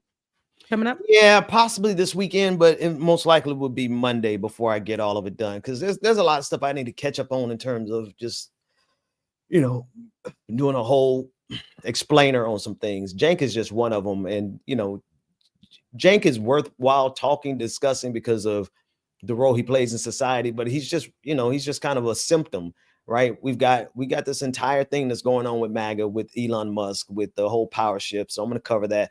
Also want to talk about Al Jalani, rather, out of Syria, who really has an amazing story. I think people really should kind of tune in to what this brother did, how he was able to organize all of the factions in Syria that had been divided.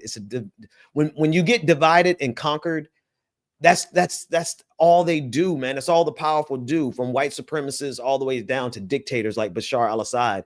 And you have this young guy who used to be a religious zealot who turned and said, you know what, I can't do that anymore, because if I'm going to stay a religious zealot, I'm not going to be able to unify the people to defeat this dictator. And so he unified the people, all of the factions in Syria, and they got together, and in 11 days, they defeated Bashar al-Assad as well as Vladimir Putin, who was helping him out. And now they've been liberated. They're free. And even better than that, he's made guarantees. He's given guarantees to minorities, to Christians there. Syria's predominantly Muslim, but he's given protection, security guarantees to minorities and Christians. And I mean, it's such a wonderful story. I think people, I mean, I don't know how the story is going to end. You never know what people like. He starts off to be really, really good. And then in 10 years, he turns out to be really, really bad. I don't know. But right Look, now, we ain't got no trust in nobody. Right. We don't trust Listen, nobody. I keep my eye on everybody. Like just because I support you today don't mean I'm going to support you in the long run. Like if you just know I can take my support away at any time. Listen, I reserve the right to change my mind at any time, because if you turn cold on democracy and you turn coat on the fair treatment of minorities, and you turn coat and go and support MAGA like Cenk you did, of course we have the right to reject our support for them. But in the immediate term, it looks like a good story to show how we unite against a dictator. 100%. That's what I want to do. So so what's 2025 going to look like for you? You never know. I'm hoping to show some folks some stuff in artificial intelligence, because quiet as it's kept, I'm kind of an AI assassin, AI ninja over here, and just quietly just doing my thing. So I'm hoping to demonstrate some stuff with AI in the new year, but that's all depending on the Lord, whether or not I get permission to drop the receipts or not, you know. Because we got to make sure we got to get the permission from Heavenly Father. Got to get permission. Can't just go out here and just say anything. Because I'll be like, Lord, can I do it? Because maybe I'm ready. What's going on? But no, that's good. That's good. I haven't had any chance to really sit down. I feel like I've been on the go trying to get my life, in order before the new year. But I don't even know. But I know there's gonna be more content coming up. It's just I want to be I want to be at a place where this is it for me, where I'm doing this, and this is what it is. So we're working on more content and things coming up. I got another show I'm working on as far as on my channel, where it's going to be kind of like, remember when we have Reality Check with Rebecca Azor? It's gonna be it's gonna be something similar to that. Now I want to, of course, go into the softer things in life, because I've been in politics all this time. I want you guys to see how my real life is, because politics I don't let it consume me. I have the conversations about it. I make sure that I learn about it. I know about it. We get on here and we have our conversations for sure. Important ones, especially helping people learn about what is going on and what isn't, and things that you can do and what I feel about it. Okay. But outside of that, we all got to live our good little lives, right? Yeah. And so, Rebecca has a soft life. She and I would like to, show you guys that as well. So all those things that I think I want to work on, but it's about packaging it and putting it out. And again, I told you guys, my little brother is going to be my editor. So let's see how that goes. And See, Rebecca, real quick, and if you would drop your Cash App in the chat room so I can put it on the screen, because I don't have those. But this is why I want to do this clip on Al Jawani. Somebody said in the comment section, like with Gaddafi. Here, I'll put it on the screen. Hang on. Let's see if I can find it.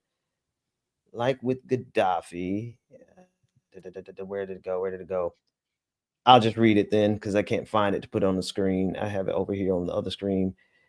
They said, like with Gaddafi, Syria is looking dark with the U.S. doing regime change. Syria has been in a civil war for the last 13 years. 13 years, all because Bashar al-Assad did not want to share power. He didn't want to relinquish power. He used chemical weapons on his own people. The United States, as much as we interfere everywhere globally, was unable to do much of anything in Syria because of Vladimir Putin's troops on the ground there, Vladimir Putin's navy on the ground there. That war was dominated by Vladimir Putin. It was the people of Syria who are celebrating now, including Christians, not just Muslims, but Christians and atheists. The people of Syria who fought against Bashar al-Assad, who unified underneath al-Jawani, and now have declared a new Independence Day for Syria. So I got to do the video, because a lot of my friends on the left, they kind of fall down into this thinking of anything that happens on the international stage that is positive, connected to the United States of America, is evil, because it's connected to the United States of America. And that kind of thinking really destroys international solidarity. What we need right now is international solidarity. And if there is a lion over in Syria who is going to stand behind democracy and the protection of minority rights, y'all gonna watch this solidarity forum globally. Watch us. Watch us. But anyway, sorry, point. Rebecca. Let me see. Where'd you put your comment at so I can put it up on the screen? In our private chat. Feel like it's time for us to go, right? Yeah, in our private chat. It's almost 5 more minutes. But it's in our private chat. You see that right there? So I can put it on the screen. Where do I put it? Put it in any chat room. Any chat room. Okay, it should come up here. Look, if you. But I was gonna say you made a really good point though. I think we live here in America. You see it there? It should be there. We live here in America, and I feel like it is a disservice to us to view everything that's associated with America. I know it's easy. Listen, I know it's easy to do so. Like I'm a product of immigrants. I'm Haitian. I'm Haitian through and through, all the way around. That was born in America, first generation. They are attacking my people at like nobody's business. But when something good does happen, a law that's passed, people that are associated, whatever, anything that's attached to America, something, an organization does what they're supposed to do for this country, another country, something. It's okay for us to say, hey, this is where this is good. This is what's positive. This is what's helpful. We know the system here is garbage. We know the people in leadership don't care about us, but there is somebody somewhere that may be attached to something in the other country that is actually being helpful. And it may be somebody American or whatever, but it's okay for us to say this American thing is good. This American person or this American law, I know it sucks, but when we start actually being real about things instead of having this this displaced outrage for everything, I think that it'll help us be able to tackle the true issues, right? If we place the outrage where it's supposed to go. Amen. Amen. Amen. Amen. And amen. Listen, we're getting out of here. I think there's 100 and some odd people on your channel, Rebecca. There's 624 who are still watching on my channel. Shout out to each and every one of you. Shout out to over 100. What we're getting ready to say and ask and do. If you do not have, let me start here. Here's how you can support us. Number one, share. If you haven't hit the share button, if you haven't hit the like button, you haven't hit the subscribe button, those things are absolutely free. Please do those things right now. Now, number two, become a patron. Rebecca, patreon.com/what? Rebecca Azor. Rebecca Azor. That's my first and last name. That's who I am. Go and support Rebecca Azor on a monthly basis. If you so choose to have a moment and a free $1, a free $5, a free $20 that you might be getting ready to go spend on 2 cups of coffee at Starbucks. Send that to Rebecca. Becca's Voice. It's on your screen. Cash App, Becca's Voice. If you don't have it to give, then by all means, don't. We're not asking for you to give it. I'm talking about those folks who sitting back and say, oh, I might blow $100 today on a bottle of on a cheap bottle of wine. If you've got disposable income like that, help your sister out so she can keep doing what she's doing, because the turnaround is coming. Rebecca, the turnaround is coming for sure. I know that there is 2025 is really going to be a year for us to do what we do, and we do so well through media. In the meantime, help your sister get there. If you have an extra coin, Cash App at Becca's Voice. At Becca's Voice. $ Becca's Voice. Becca's Voice. Thank you so much, man. I appreciate that. I just want to shout out Carrie Shaw. Thank you so much. And Laura, Captain Black Sparrow, Omega Star, Dennis. Thank you so much. I really appreciate you guys. And the people who Ben has posted up on the screen who already gave. Yeah. There we Rachel go. Atwood, thank you for your $2. To be honest, Screech was a sex pest who harassed Lisa 24/7. You know what she's talking about? Saved by the Bell. Yeah. Omega Star, thank you for your $10, $9.99. Who wants to bet on when Elon gets deported? I give it 6 months. Mm-hmm. As soon as Donald Trump is done with them, I guarantee you that's when you're going to see him. It won't even be deportation though, but I give him 6 months to be in Donald Trump's little cabinet. Go ahead. Narayan, Narayan. No, you said Thank it right. I you. think it was Narayan. Narayan. Narayan. Narayan. Okay, great. Thank you so much for that help. Thank you for the super stick or super chat. How do we help keep this divide amongst MAGA long enough to affect 2026 or 2028? And actually, I saw this one and I commented on it at the time, but absolutely, without a shadow of a doubt, inflame it. For instance, if you see Christian nationalists gathering together, remind Christian nationalists that are Catholic how much Christian nationalists who are Catholic hate Christian nationalists who are Protestant. Remind them of the Reformation. Remind them of all the reasons they killed each other for 30 years during the 30 Years' War. Remind them that they really don't like each other. Why? Is that like a good, nice thing to do? Is that like a really biblical Christian thing to do? No. But we're operating in a world of really evil people. And if we let those evil people coalesce, then they're going to coalesce to our own demise and our destruction. And Jesus ain't never told me I had to sit back and watch people scam on my life, plot on my life. So that's how you divide and conquer. You divide and conquer them the way they have been dividing and conquering us, and keep that up for the next 3-4 years.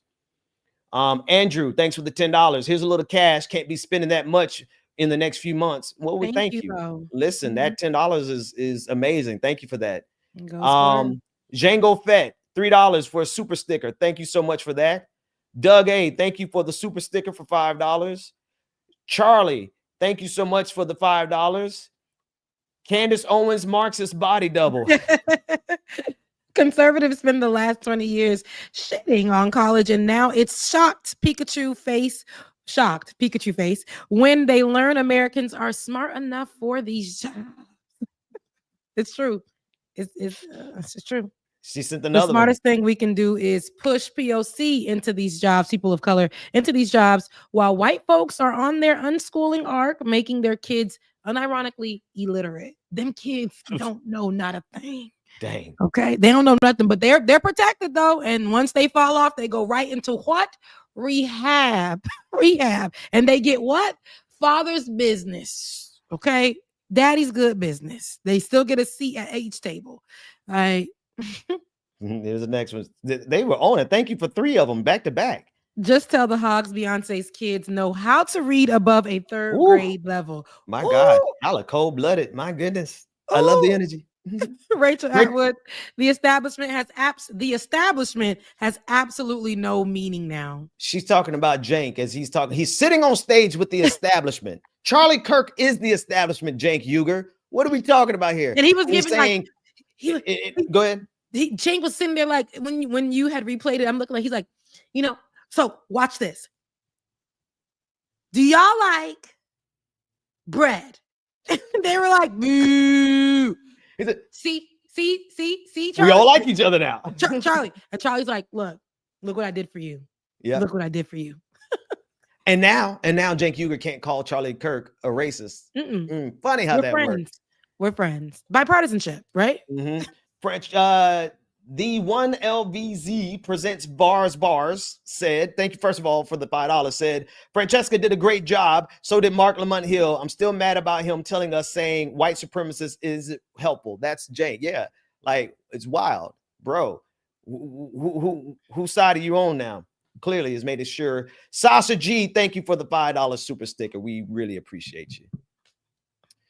Any last thoughts? All hearts and minds are clear? Our hearts and minds are clear. I love you guys so much, mean it. And by this time, we'll see you in 2025. I'll probably have a video out before then. Stay tuned for that on my channel. Ben, is our all hearts and minds are clear. How you say it? It's tongue twisting, but good. I love that for you. Make sure you guys. Wait. We got one come in at the last second. Hang on. I love it. Super chat came in the last second. Let's see if we can get him in there. It ain't coming from my page. David Morris. That was on my page. David Morris, thank you for the 10 was that francs or euros? Gotta be not euros, but pounds. In the end, Cenk's arrogance has been his downfall, basically. And it needs to be the complete and total downfall of Cenk. I don't really want to say of TYT because I know so many people who work over there that are great people, but if Cenk is TYT, then it is what it is. No more money needs to go to Cenk Uygur until he gets his act together. Absolutely. Period. Yeah. So, All right, everybody.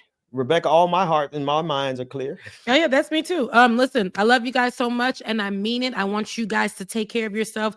Do not wait until 2025 to cut that person off, break up with that person, start something new, do something new for yourself. Sit down, sleep, rest, whatever good thing that you need to do for you. Start it today. You don't have to wait till 2025. 2025 is just a new year, right? Which is great that we can use it as a starting point, but who says it has to be the starting point when you can start now? I love you guys so much. Mean it. I'll see you in 2020. The work that we're doing here is not going to stop when it comes to these type of discussions. It's going to be for us and by us here on this platform when the media is telling us to look the other way. Your support is what helps us move forward. Join patreon.com/like it or not. Help us grow. Like it or not, y'all. Y'all know what time it is. It's time for like it or not. We're back for us. Let's start this damn show. Yes, it's time for like it or not. We're back for us. Let's start this damn show like it or not. Rebecca Zora's in the house. You know she got a funny story to tell. Talking politics, culture, a real life ish. I live in life in the ATL. Benjamin.